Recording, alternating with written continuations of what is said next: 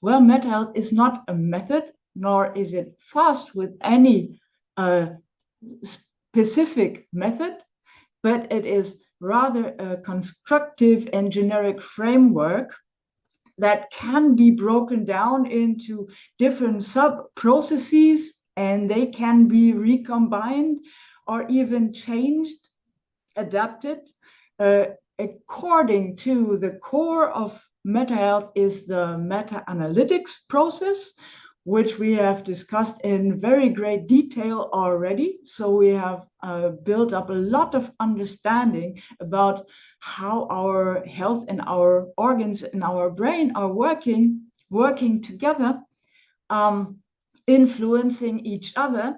So we have learned a lot of the rhythm of our life, how it can be changed, how imprinting is working, and all of that going into our meta-analytics process for us to learn where we or our clients are in our respective processes in our lives, what kinds of patterns we're running, all of that with which kinds of beliefs and values and specific emotions and triggers, all of this is put together, our individual pattern, and at this point in time. So we're learning about all of this in our meta-analytics, which is actually enabling us to use all kinds of method in a very meaningful way, which leads us to, so we need to know the purpose of our specific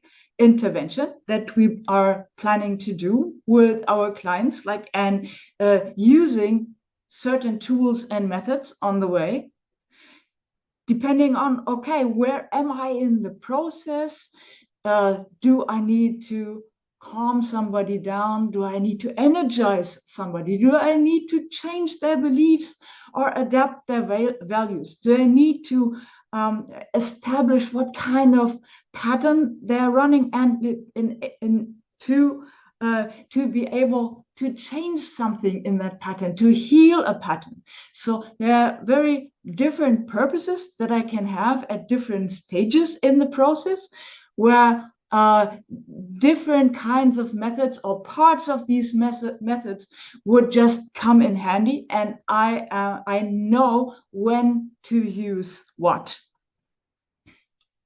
And then obviously, this makes me understand how those different tools and methods work. The more I understand about them, the more I understand about my brain-body connection. So I know how to use what in these methods, right?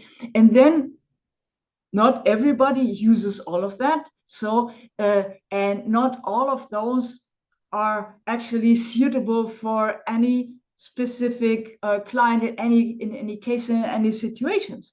So the availability plays the role in our understanding, and sometimes also what is our specific favorite to use in different situations, right?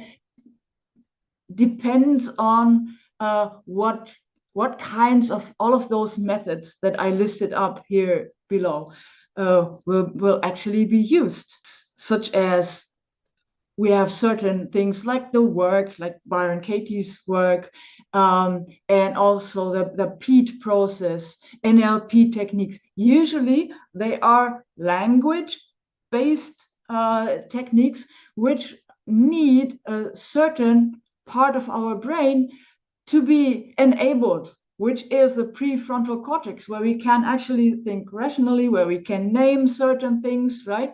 So where we can draw connections from our imagination to to other things in our brains. So that's what we would need in order to really to mop up a pattern and to recreate something, make something new.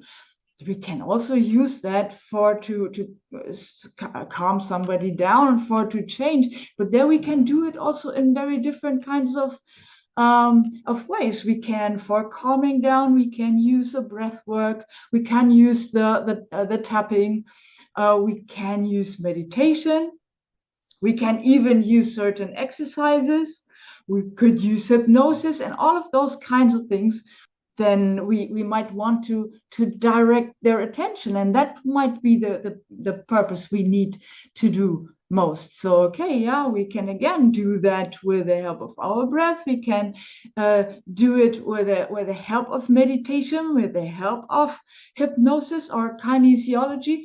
You see, so there are certain ingredients in the methods and tools we are having, which do fit best at certain points in our way towards more health and more resilience.